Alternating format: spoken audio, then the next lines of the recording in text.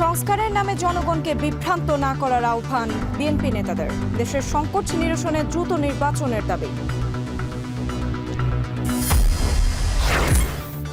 নির্বাচন থেকে এনসিপিকে সরানোর চক্রান্ত চলছে দাবি হাসনাতের। চাঁদাবাজদের বিরুদ্ধে আন্দোলনের হুঁশিয়ারি নাহিদের। খুলনায় যুবদলের সাবেক নেতাকে হত্যা, নিজ বাসার সামনে গুলি করে ও রক কেটে পালিয়ে যায় ৩ দুর্বৃত্ত। শুল্ক ইস্যুতে ওয়াশিংটন বৈঠকের দ্বিতীয় দিনে কিছু অগ্রগতি। রপ্তানি খাতে চাপ ঠেকাতে সমঝোতায় জোর ব্যবসায়ীদের। এবং ফেনীতে বন্যা পরিস্থিতির উন্নতি হলেও কমেনি দুর্ভোগ। ২১ জেলায় ফসলের ক্ষতি, ৩৫০ টাকা ছাড়ালো কাঁচামরিচ।